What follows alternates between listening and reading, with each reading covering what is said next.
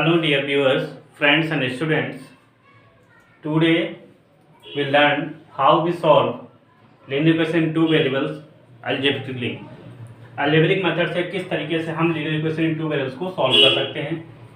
इसको सॉल्व करने के 3 मेथड हैं अलजेब्रिक मेथड्स के अंदर, सब्स्टिट्यूशन मेथड, एलिमिनेशन मेथड और क्रॉस मल्टीप्लिकेशन मेथड। पहले हम लोग सब्स्टिट्यूशन मेथड के बारे में बात करेंगे।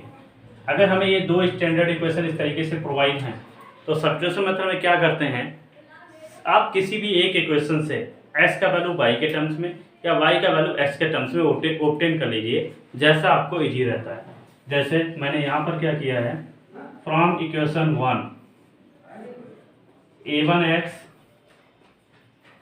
Equal to minus b1 by minus c1 या x equal to minus b1 by minus c1 upon a1। तो मैंने यहाँ पर s का वैल्यू y के टर्म्स में ऑब्टेन कर लिया। अब दूसरा स्टेप जो हमारा होगा कि हमने जिस किसी इक्वेशन 1 से, चाहे 1 से या 2 से, मैंने भी 1 से ऑब्टेन किया है, आप पे डिपेंड करा आप किससे निकालना चाहते हैं। s का वैल्यू y के टर्म्स में ऑब्टेन किया। अब ये जो वैल्यू मैंने ऑब्टेन किया है x का, ये मैं सेकेंड इक्वेशन में पुट करूँगा। ये यहाँ पे नोट रखने की बात है कि जिस इक्वेशन से निकाला है उस इक्वेशन में वापस सब्स्टिट्यूट नहीं करना है। यहाँ मेंशन करिए from equation 3 putting value of x in equation 2 में क्यों पुट करेंगे, क्योंकि 1 से ऑलरेडी हमने सब ट्रांसपोजिंग करके निकाला हुआ है, तो 1 में तो पुट नहीं करेंगे। 1 में पुट करेंगे तो वापस वही इक्वेशन मिल जाएगा। 2 में पुट करेंगे a2 minus b1 by minus c1 upon a1 plus b2 by plus c2 equal to 0। ऐसा करने पर ये जो रिलेशन मिला है ये पूरा y में एक इक्वेशन है। यहाँ से आसानी से आपको सॉल्व करने पर y की वैल्यू निकल सकती है, क्योंकि ये y में आपको लीनियर मिल जाएगी और यहाँ से आपको y का वैल्यू ऑब्टेन हो जाएगा।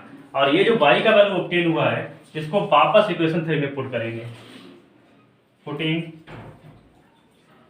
Value of y in equation 3। अब 3 में ये वैल्यू पुट करेंगे तो यहाँ से आपको आसानी से x का वैल्यू ऑब्टेन हो जाएगा। इस तरीके से सब्स्टिट्यूशन मेथड से हम x और y दोनों का वैल्यूज ऑब्टेन कर सकते हैं। करना क्या है, किसी भी इक्वेशन से आप s का वैल्यू y के टर्म्स में या y का वैल्यू x के टर्म्स में ऑब्टेन कर लीजिए। अगर ये ऑब्टेन हो जाए फिर इस वैल्यू को वापस आप जिस इक्वेशन से आपने सब्स्टिट्यूशन ट्रांसपोजिंग करी थी उसको छोड़ के नेक्स्ट में पुट कर दीजिए। वहां से आपको एक वेरिएबल ऑब्टेन हो जाएगा और इस वैल्यू इक्वेशन 3 में पुट करेंगे, नेक्स्ट वेरिएबल आसानी से आपको ऑब्टेन हो जाएगा। ये चीज़ थोड़ा अलजेब्रिक तो है, अगर इसको हम एक एग्जाम्पल लेके सॉल्व करेंगे तो आपको बहुत अच्छे से क्लियर हो जाएगा। तो इस तरीके से x और y का वैल्यू आसानी से ऑब्टेन हो जाएगा। अब हम क्या करेंगे, एक एग्जांपल लेके इस सारी चीज़ को कंप्लीट करेंगे, ठीक है। क्या जनरल कोई भी इक्वेशन ले लेंगे फिर इसको प्रोसीड करेंगे। देखिए for example we have two equations x minus 2y equal to 0, पहला इक्वेशन है। नेक्स्ट है 3x plus 4y equal to 20, ये दूसरा इक्वेशन है। 2 इक्वेशन में प्रोवाइड हैं और इनको हम सब्स्टिट्यूशन मेथड से सॉल्व करना चाह रहे हैं, ठीक है ना भाई।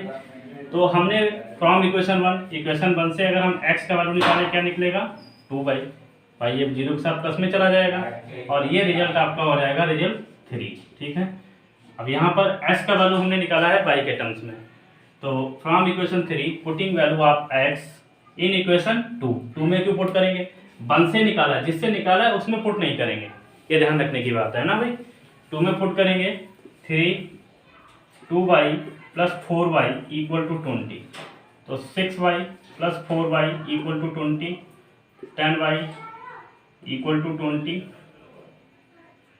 यहाँ से y का वैल्यू 2 ऑब्टेन हो जाएगा। इस तरीके से आपको y ऑब्टेन हो गया। अब ये जो y का वैल्यू ऑब्टेन हुआ इसको वापस कहाँ पुट कर देंगे, 3 में, putting value of y in equation 3। तो y का 3 में रखेंगे तो x equal to 2 into 2, x equal to आ गया 4। तो x की वैल्यू 4 और y की वैल्यू 2, इस तरीके से हमारा ये दोनों इक्वेशन का सलूशन ऑब्टेन हो गया। और इस मेथड से आसानी से हम सब्स्टिट्यूशन मेथड से लीनियर इक्वेशन टू वेरिएबल को सॉल्व कर सकते हैं। आई होप आपको ये क्लियर हुआ होगा। ठीक है, अब हम लोग लीनियर इक्वेशन टू वेरिएबल्स को सॉल्व करने का जो नेक्स्ट मेथड है algebraic method. Algebraic method next है हमारा एलिमिनेशन मेथड। इसकी बात करेंगे। एलिमिनेशन मेथड में एक चीज़ अभी ध्यान रखिए, जैसे इक्वेशन है तो इक्वेशन की LHS और RHS में हम सेम क्वांटिटी से मल्टीप्लाई कर सकते हैं, सेम क्वांटिटी से डिवाइड कर सकते हैं। बस नेगेटिव साइन के केस में थोड़ी कंडीशन बदलती हैं, तो नेगेटिव नंबर नहीं पॉजिटिव नंबर से। ये यहाँ पे ध्यान रखना है कि पॉजिटिव नंबर से LHS RHS दोनों में सेम नंबर से मल्टीप्लाई कर सकते हैं। और एलिमिनेट का मतलब ही है एलिमिनेट होना, गायब होना। ठीक है, तो इसके लिए करना क्या रहता है, हमारा टारगेट है कि दोनों इक्वेशंस में किसी एक वेरिएबल का कोफिशिएंट इक्वल बना दें दोनों इक्वेशन में। ठीक है, जैसे यहाँ पर पहली इक्वेशन में x का कोफिशिएंट 1 है, दूसरी में 3 है, और हम चाहते हैं कि इक्वल हो जाए कोफिशिएंट। तो इसके लिए हमें इक्वेशन 1 में किसी नंबर से मल्टीप्लाई करना पड़ेगा, या इसको 3 से डिवाइड करेंगे तो थोड़ा डिफिकल्ट हो जाएगा, तो हम मल्टीप्लाई कर देते हैं। तो यहाँ पर हो जाएगा multiply equation 1 y3 on both sides. अब इक्वेशन 1 के LHS RHS दोनों में 3 से मल्टीप्लाई करेंगे। 3x यहाँ पर 3 से मल्टीप्लाई होगा, 3x - 2y, ऐसे आप समझ लीजिए, यहाँ पर नहीं लिख रहे हैं। x - 2y = 0 है, तो इधर भी 3 से और इधर भी 3 से, तो ये 3x - 6y = 0 ये बन जाएगा। तो ये वापस इक्वेशन आपका ये आ गया। अब ध्यान से देखिए इस इक्वेशन को और इस इक्वेशन को, इन दोनों इक्वेशन में x का कोफिशिएंट कैसा हो गया, इक्वल। तो ये इक्वेशन इसके जस्ट बिलो राइट कर लीजिए। बस ये ध्यान रखना है सेम कोफिशिएंट को आपको सेम पोजीशन पे मेंटेन करना है। इसके बाद क्या करेंगे, जो कोफिशिएंट आपने इक्वल किया है उन कोफिशिएंट के साइन देखेंगे। अगर दोनों लाइक साइन के यानी कि दोनों पॉजिटिव हैं तो बोथ इक्वेशन का डिफरेंस कर देंगे। अगर दोनों डिफरेंट साइन के हैं, पॉजिटिव निगेटिव हैं, तो बोथ इक्वेशन को ऐड कर देंगे। ये ध्यान रखना है। तो यहाँ पर जो कोफिशिएंट हमने इक्वल करे हैं वो कैसे हैं, डिफरेंट साइन के हैं, सेम साइन के, सेम साइन के हैं। तो इक्वेशन 1 को मैंने 3 से मल्टीप्लाई किया, क्लियर। और इससे क्या किया मैंने, इससे मैंने इक्वेशन 2 को क्या कर दिया, सब्ट्रैक्ट कर दिया। इस बात को आप ऐसे भी ले सकते हैं, multiplying equation 1/3 and subtract equation 2 from that, या इक्वेशन 2 माइनस मल्टीप्लाई इक्वेशन 1/3। इस तरीके से भी कर सकते हैं। वो आपको लैंग्वेज रखने का ऑर्डर है, कोई दिक्कत नहीं है कि जैसे सर ने किया वैसे करें, आप लैंग्वेज थोड़ा आगे पीछे भी कर सकते हैं। अब देखिए जब माइनस करते हैं तो जैसे डिवीजन में 9th स्टैंडर्ड में सिखाया था, भाई इस इक्वेशन से इस वाली इक्वेशन को माइनस करेंगे तो LHS से और RHS से RHS सब्ट्रैक्ट होगी, यानी कि 3x - 6y से डिफरेंस होगा 3x + 4y का, और 0 से डिफरेंस होगा 20 का। ऐसे केस में क्या होगा, 3x - 6y वैसे ही रहा, यहाँ पे जो प्लस साइन था वो माइनस का हो गया, ये प्लस था ये माइनस का हो गया, इधर माइनस का 20 हो गया। तो ये जो साइन हमारे सामने जनरेट हुए हैं, ये नए साइन जो आए हैं, यही वाले साइन हम लोग यहाँ लगाते हैं, माइनस माइनस और माइनस।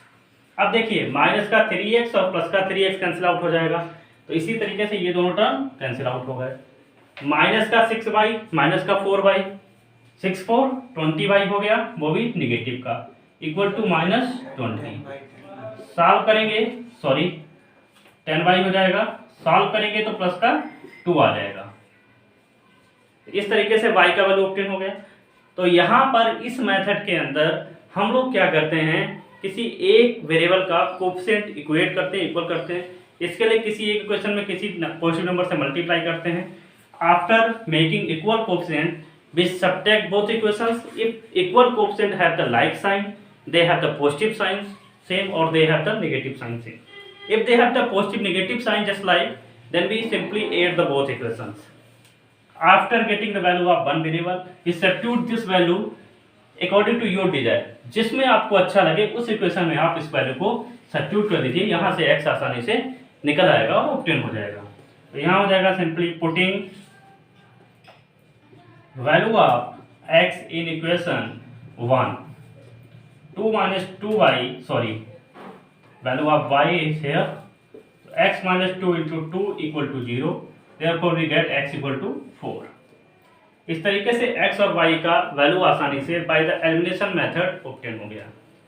अब यहाँ पर और डिस्कस कर रहे हैं, अगर हम x का कोएफिशिएंट इक्वल ना बनाते, y का कोएफिशिएंट बना देते, तभी क्वेश्चन हो जाता। तो y के कोएफिशिएंट के केस में क्या होता, इतना तो आपको क्लियर हो गया होगा। Multiply equation 1 y2 on both sides and plus equation 2 के साथ करते हैं। देखिए कैसे, इसमें जब 2 से आप मल्टीप्लाई करते हैं तो 2x minus 4y equal to 0 हो जाता, और 8 इसलिए करते हैं क्योंकि ये दोनों माइनस और प्लस डिफरेंट साइन के थे। 8 करने के केस में रिजल्ट क्या आते हैं हमारे पास, 3 to 5x आ जाता, और ये टर्म कैंसिल हो जाता इक्वल टू 20, तो x का वैल्यू आ जाता 4। क्लियर। देखिए तो यहाँ पर लाइक साइन थे तो 8 करना पड़ा, x का वैल्यू ऑब्टेन हो गया। ये वैल्यू जो है आप इक्वेशन 1 में फिर पुट कर दीजिए, तो सिचुएशन क्या क्रिएट होती है, 4 minus 2y equal to 0, 4 equal to 2y, y equal to 2, y equal to 2।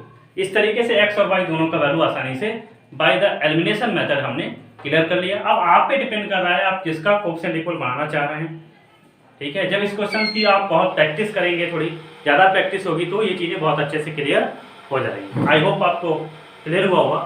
Thanks for watching.